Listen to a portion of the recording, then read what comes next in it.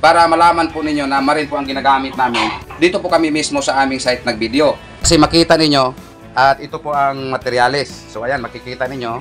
Hindi nyo malaman na yung sinisend namin na picture ay yun po ay ginagamit namin sa paggawa. Dahil pwede man kami mag-picture doon sa bodega ng bintahan, tapos isend namin sa inyo. So dito sa video ito ay papakita ko po sa inyo kung paano po malaman na marine po ang plywood na ginagamit natin.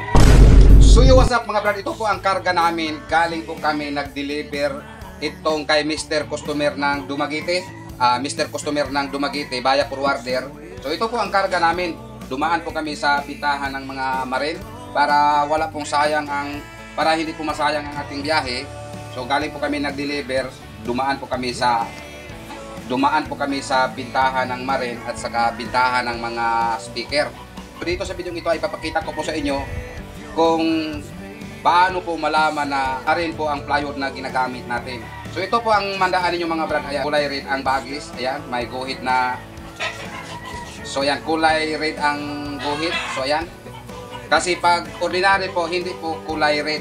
Nasa green po ang kulay pag hindi marine guhit nito. Para malaman po ninyo na marine po ang ginagamit namin. Dito po kami mismo sa aming site nag-video.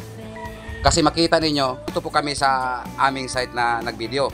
At ito po ang materyales. So ayan, makikita ninyo. Hindi nyo malaman na yung sinisend namin na picture ay yun po ay ginagamit namin sa paggawa. Dahil pwede man kami mag-picture doon sa bodega ng bintahan, tas isend namin sa inyo. At ipapakita ko po sa inyo ang brand. So ayan po ang brand sa ating ginagamit. So yan ang tatak. Ayan. Ayan, kung makikita ninyo, medyo may pagka pula-pula ng konti. Yung ordinary po na marine ay makikita ninyo, lahat po ay maputi. Maputi ang kaniyang mga ply. Hindi po may pagka pula-pula ng konti. So ayan po. Ang lahat ng ito ay plywood ang tawag. Pero merong ordinary, merong marine. So yan lang po ang ibig sabihin ng plywood.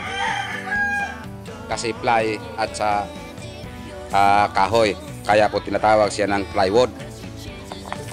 Kung ibang brand, hindi po orgon. Kung hindi po orgon, hindi po kulay, hindi po medyo may pagkapula-pula ng konti. So ito po ang nagpapatunay sa atin. At dito tayo nag-video sa ating site. So ayan, kung makikita niyo yung paligid, dito po tayo sa ating site nag-video para malaman po ninyo na ang ginagamit namin totoo po na marine. Kasi hindi nyo malaman kung sinesend namin na picture sa inyo, nag-picture lang kami doon sa bodega, tas isend namin sa inyo na, oh boss, yan po ang ginagamit natin na marine. So ayan, ito po ang nagpapatunay na marine, kulay pula. Kasi pag hindi kulay pula, hindi po yun marine.